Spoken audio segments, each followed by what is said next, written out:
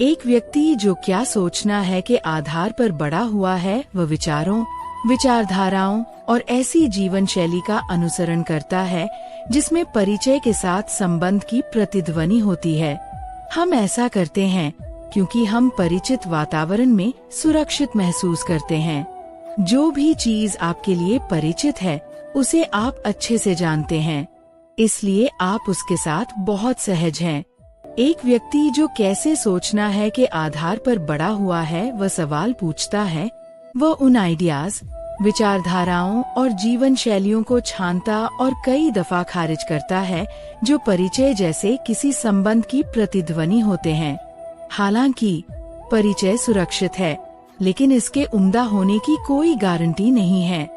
एक व्यक्ति जो क्या सोचना है के आधार पर बड़ा हुआ है, वह अजनबी विचारों, चीजों या लोगों को लेकर खतरा महसूस कर सकता है जो उन्हें ऐसी चीजों की तरफ और धकेल देते हैं जिनसे उनकी अधिक निकटता या परिचय हो। एक व्यक्ति जो कैसे सोचना है के आधार पर बड़ा हुआ है, जब उसका सामना अजनबी विचारों या लोगों से होता है तो वो उन्हें समझने और उन पर विचार करने की कोशिश करता है। इसी के साथ वह मन में आई पहली छवि का विश्लेषण भी करते हैं, क्योंकि कैसे सोचना है का अभ्यास मन में जिज्ञासा और खोजी प्रवृत्ति जगाता है। ऐसे में कोई भी अजनबी व्यक्ति, चीज या विचार उनके लिए वैचारिक खजाना बन सकता है। एक व्यक्ति जो क्या सोचना है सीखते हुए बड़ा हुआ है, अपनी समस्याओं के समाधान के बारे में सोचने और उसका रास्ता खुद निकालने की बजाय किसी और से पूछने की तरफ झुकाव लिए होगा। यहीं आकर हमें सेल्फ हेल्प किताबों की बड़ी जरूरत महसूस होती है।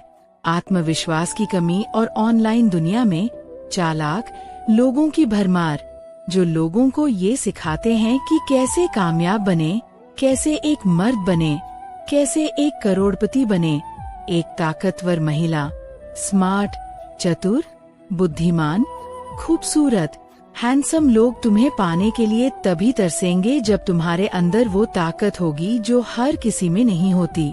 अकेलेपन को डर मत समझो, अकेलेपन को अवसर समझो, खुद को निखारने का अवसर। इंसान की सबसे बड़ी ताकत उसकी खामोशी होती है। चिल्लाकर बोलना आसान है, लेकिन चुप रहकर असर डालना मुश्किल।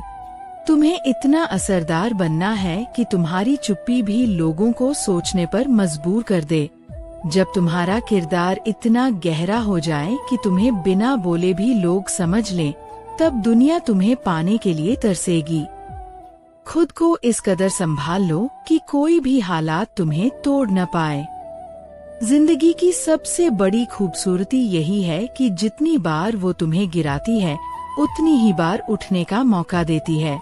अगर तुम टूटकर बैठ जाओगे तो लोग तुम्हें भूल जाएंगे, लेकिन अगर तुम टूटी हुई हालत में भी उठ खड़े हुए तो लोग तुम्हें पाने के लिए तरसेंगे। याद रखो, तुम्हारी मजबूती ही तुम्हारी पहचान है। इंसान वही खास बनता है जो दूसरों की मदद करने का हौसला रखता है। खुद के लिए जीना आसान है, लेकिन दूसरों के लिए जीना ही असली महानता है। अगर तुम चाहते हो कि लोग तुम्हें याद रखें, तो उनकी मुश्किल घड़ी में उनका सहारा बनो। जब तुम किसी के लिए रोशनी बनोगे, तो वो तुम्हें खोकर अंधेरे में जी नहीं पाएगा। ऐसा इंसान बनो कि लोग तुम्हारे बिना अधूरे महसूस करें। कभी अपने दर्द को कमजोरी मत बनने दो। दर्द इंसान को मजबूत बनाता है। जितना ज्यादा इंसान टूटा है, उतना ही ज्यादा वो लोगों के दिल को छूने लगता है। अगर तुम चाहते हो कि लोग तुम्हें पाने के लिए तरसें, तो अपने दर्द को ताकत बना लो, अपनी तकलीफ को हथियार बना लो। तुम्हारा संघर्ष ही तुम्हारी पहचान है, और तुम्हारी पहचान ही तुम्हें अनमोल बनाएगी। खुद की तुलना दूसरों से मत करो। हर इंसान का सफर अलग है। अगर तुम खुद को दूसरों से मापोगे, तो हमेशा अधूरे महसूस करोगे। लेकिन अगर तुम खुद को खुद से मापोगे, तो हर दिन तरक्की करोगे। और वही तरक्की तुम्हें वो इंसान बनाएगी जिसे पाने की ख्वाहिश हर किसी के दिल में होगी। खुद को इतना काबिल बना लो कि तुम्हारा नाम सुनकर ही लोगों के चेहरे खिल उठें। लोग तुम्हें सिर्फ इंसान न समझें, बल्कि प्रेरणा माने। तुम्हारी बातें उनकी थकान मिटा दें, तुम्हारा साथ उनकी मुश्किलें आसान कर दे।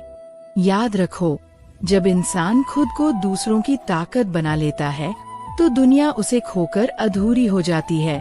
एक व्यक्ति जो जानता है कि कैसे सोचा जाए, वह अपनी समस्याओं के बारे में खुद सोचकर उसका हल खोजने की कोशिश करता है। इसके लिए वह अपनी तर्क शक्ति का इस्तेमाल करते हुए अपना दिमागी संतुलन बनाए रखता है और अपने जीवन के कामकाज में भी सहज रहता है।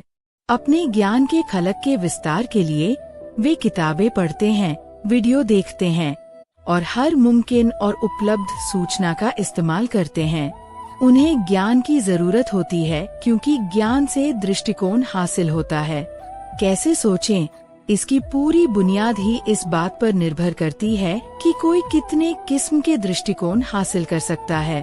अंत में ऐसा व्यक्ति जिसे ये नहीं बताया गया है कि क्या सोचना चाहिए, वैसे ही काम करता है जैसे वे लोग काम करते हैं जिन्हें ये बताया गया है कि क्या सोचना चाहिए। ऐसा इसलिए होता है क्योंकि कुछ व्यक्तियों को अभिभावकों का मार्गदर्शन नहीं हासिल हो पाता है, लेकिन वे कई शिक्षकों में से महज एक ही हैं।